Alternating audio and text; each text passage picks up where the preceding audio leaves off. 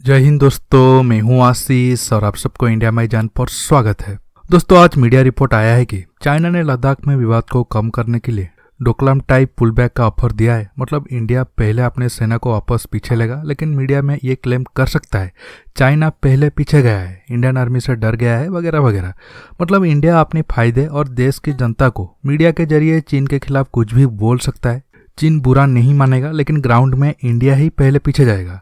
आप अब ये न्यूज सुनने के बाद काफी सवाल आप सबके मन में आ रहा होगा, क्या सच में डोकलाम में सिर्फ इंडिया ही पीछे आया था, चीन नहीं गया था? क्या अब इंडियन गवर्नमेंट लद्दाख में भी ऐसा करेगा? देखिए, वीडियो में आगे जाने से पहले ये रिपोर्ट जिसने लिखे हैं उनके बारे में बता देता हूँ, ताकि आपको बाकी चीज़ें आसानी से पता चल सके। देखिए, ये रिपोर्ट को लिखे हैं अजय शुक्ला। ये पहले इंडियन आर्मी में कर्नल थे, काफ़ी ज्ञानी है, सेना में थे, इसलिए मैं उनसे दिल से रेस्पेक्ट कर रहा हूँ। लेकिन अजय सर का प्रॉब्लम है, जब से वो मीडिया लाइन में आए हैं, डीडी न्यूज के बाद एनडीटीवी में काम किए हैं, वो अपनी नॉलेज को कांग्रेस और लेफ्ट पार्टियों के लिए प्रोपेगेंडा फैलाने में ज़्यादा इस्तेमाल करते हैं। सेना में थे, इसलिए आम आदमी को लगता है वो फौजी है तो जरूर सच बोल रहे हैं, लेकिन वो काफ़ी बार झूठ बोलते पकड़े गए हैं। लेकिन दोस्तों, मेरे हिसाब से जब देश हित की बात हो तो हम अगर ऐसे पार्टी पॉलिटिक्स करेंगे, नुकसान देश का ही होगा। इसलिए कोई अगर आर्मी ऑफिसर झूठ बोल के बीजेपी को डिफेंड कर रहा है, वो भी गलत है।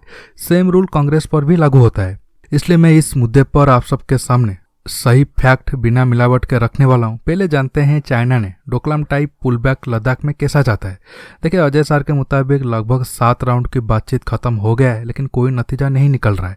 ठंड बढ़ने के साथ सैनिकों को काफ़ी मुश्किल हो रहा है, इसलिए चीन ने विवाद को खत्म करने के लिए एक ऑफर दिया है। आप सब जानते हैं पैंगोंग में ही सबसे ज़्यादा विवाद है। नॉर्थ पैंगोंग में चीन स्ट्रांग है, तो साउथ पैंगोंग में इंडियन आर्मी की पोजीशन काफ़ी स्ट्रांग है, और रणनीतिक दृष्टि से साउथ पैंगोंग की वैल्यू ज़्यादा है। इसलिए चाइना ये ऑफर दिया है। साउथ पैंगोंग में इंडियन आर्मी रेजांगला, मुकपरी, गुरुंग हिल और मगर हिल से लेकर जितनी भी रणनीतिक जगह है वहां से पीछे हट जाए। इसके बाद चाइना भी कुछ किलोमीटर पीछे हटेगा। इसके बाद नॉर्थ पैंगोंग में इंडिया अपनी सेना को फिंगर 2 तक वापस लेगा। इसके बाद चीन फिंगर 5 तक पीछे जाएगा। मतलब चीन पीछे जाने के बाद भी उसे लगभग 6 किलोमीटर का फायदा होगा। पहले जो ग्रे जोन फिंगर 4 से 8 के बीच थी, वो फिंगर 2 से 5 तक बनेगा। अब आप सोच रहे होंगे, क्या इंडिया चाइना के ऑफर को मानेगा?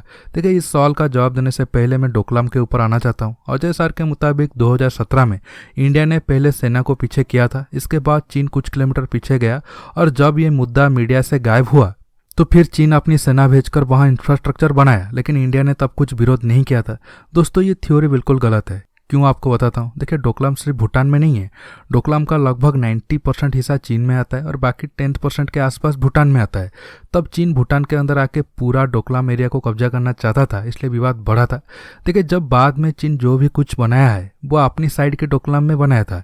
इसलिए हम जब मीडिया में पढ़ते हैं डोकलाम में चीन हेलीकॉप्टर बेस और मिसाइल साइट बना रहा है, तब हमारा दिमाग में आता है जहां विवाद हुआ था चीन वहां ही ये सब कुछ बना रहा है। लेकिन सच्चाई इससे अलग है। देखिए, चीन अपने इलाके में ही सब कुछ कर रहा है, इंडिया तो उसे जाके नहीं रोक सकता है।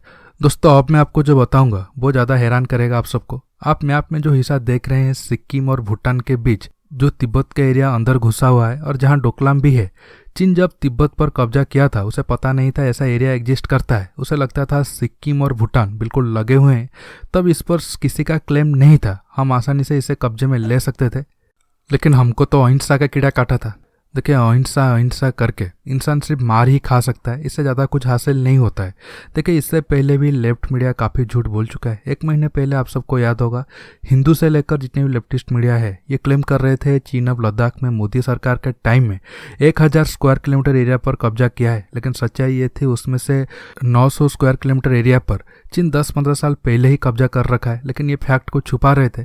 इससे आप अंदाजा लगाओ इनकी वफादारी देश और सेना के लिए है या किसी पार्टी के लिए है। अब आता हूँ आखिर सवाल की तरफ, क्या इंडिया अब चीन की ऑफर को मानेगा? देखिए, बिल्कुल भी नहीं मानेगा। इंडिया ने पहले ही साफ कर दिया है, चीन को सिर्फ पैंगोंग ही नहीं, 10-15 साल पहले डेप्सांग में भी जहां आगे आया था वहां भी पीछे जाना होगा। इसके बाद इंडियन आर्मी पीछे जाएगा ताकि फिर से स्थिति नॉर्मल हो सके। इसका मतलब है कि विवाद और ज़्यादा लंबा चलेगा, क्योंकि चीन इंडिया की बात को कभी नहीं मानेगा और इंडिया भी चीन की घटिया ऑफर को कभी नहीं मानेगा। दोस्तों, आज के टॉपिक में बस इतना ही। आपको ये वीडियो कैसा लगा नीचे कमेंट बॉक्स में कमेंट करके बताइए। ये वीडियो को ज़्यादा से ज़्यादा लाइक शेयर करने के साथ साथ आप मेरे चैनल को सब्सक्राइब करिए और सब्सक्राइब बटन के पास जो बेल आइकन है उसे ही प्रेस करिए। दोस्तों, रहता हूँ, बहुत जल्द एक न्यू टॉपिक के साथ मिलूंगा। नमस्कार, जय हिंद।